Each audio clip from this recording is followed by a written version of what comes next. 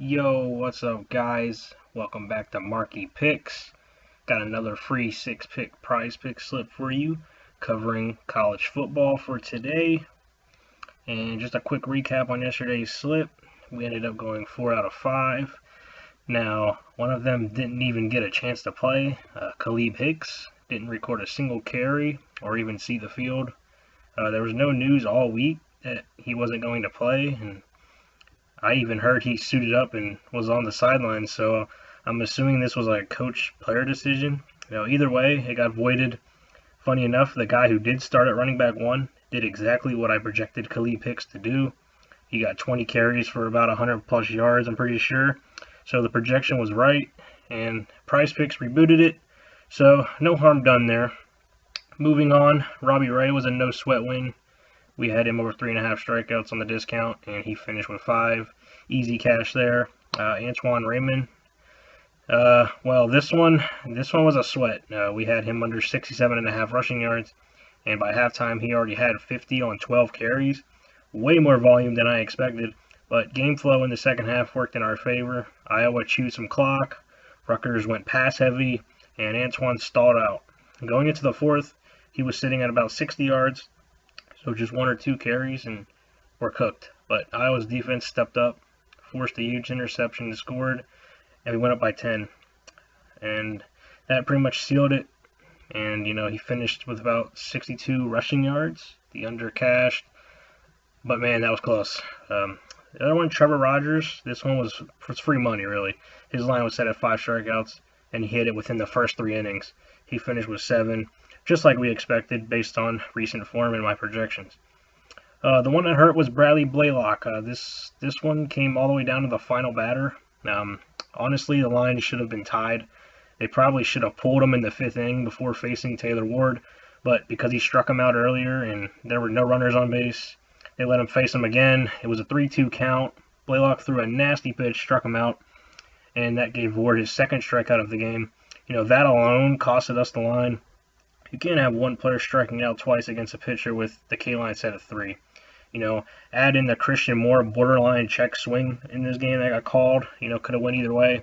The results just didn't break away in this one. And lastly, Ryan Nelson under 5 strikeouts. Easiest cash of the whole slip. He finished with just 1. Like I said, he's not a guy that regular case, especially against the Phillies team. Still pushing for the playoff seeding. Books just really sent this line too high, and we took advantage. So overall, 4 out of 5 on the night. 1 void, 1 tough beat, but the rejections were sharp and the reads were there. We'll keep holding off and go right back at it today. So jumping into the first pick today, we got Anthony Colandrea over 204 passing yards.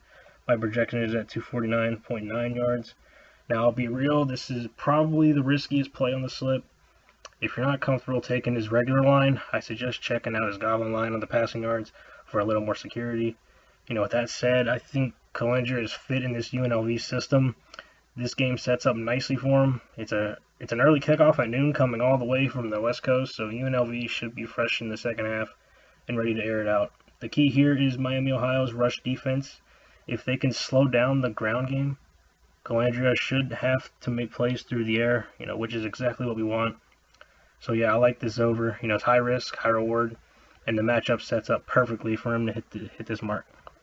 Next up, Naquari Rogers under 52.5 rushing yards. My projection has him at 26.1. Now, on paper, this looks like a solid under, but I'll be honest, it does feel a little risky. I'm putting a lot of faith in Texas Tech's rushing defense to slow down Utah's ground game. If Texas Tech controls the line like I expect, Rogers should have a tough day running the ball. This one could get interesting, so make sure you're tuning in. It should be one of the best games to watch this week. So yeah, lean under here, but stay alert. Game flow could shake things up. Next up, Jermiyah 11 or 102 rushing yards. My projection is at 71.8. I'm going to keep riding his cold spell because I think this line is just way too high. Purdue isn't as bad as they were last year, so I'm expecting a little more disciplined defense here. This could be a close game, but the hope is Purdue can keep love between the tackles and limit any big explosive plays. If they do that, the under should cash without too much drama. Next up, Myles Montgomery under 72.5 rushing yards. My projection is at 42 yards, so honestly, this line feels way too high. Yeah, this line feels way too high, and Montgomery just doesn't have that volume in this matchup to exceed this number. If the Tar Heels control this line like I expect, this under should be a clean cash. Another one where the projection really favors the under. All right, I just realized that my slideshow presentation isn't matched up with what I have on my talking points here, so bear with me. I'm just gonna go ahead and show all of them right here. Show all the picks here. So yeah, so I'm gonna go to Davon Booth under 70.5 rushing yards. My projection's at 33. They're facing NIU, who has a strong rushing defense.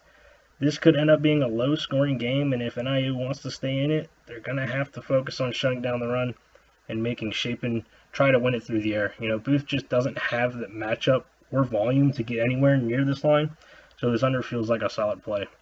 Last pick on the slip is Aidan Chiles over 201.5 passing yards. This one's similar to the Colandrea play. If you're not feeling confident, you can always take the goblin line for a bit more security. This should be a high-scoring game, and Chiles is one of the better quarterbacks in the country. I'm expecting him to make plays through the air and put up solid numbers. Also, if you're looking for some more action, check out his passing plus rushing yards prop. That could be another solid over for this game. Yeah, that rounds out today's slip, guys. 6 picks all here for college football. We've got some high projection overs. We've got a few unders, relying on some strong run defenses and a couple of safer plays. If you want to have a little bit more security, take those goblin plays like I told you earlier. Remember, it's all about reading the matchup and trusting in projections, not just chasing the lines. These picks have a lot of upside, and I'm excited to see how they play out. If you like this breakdown, make sure to hit that like button, subscribe, and turn on the post notifications so you don't miss any of my upcoming videos. Drop a comment with your thoughts on today's picks. I love hearing what you guys are betting on too. Hope you guys have a good Saturday, and I'll see you later.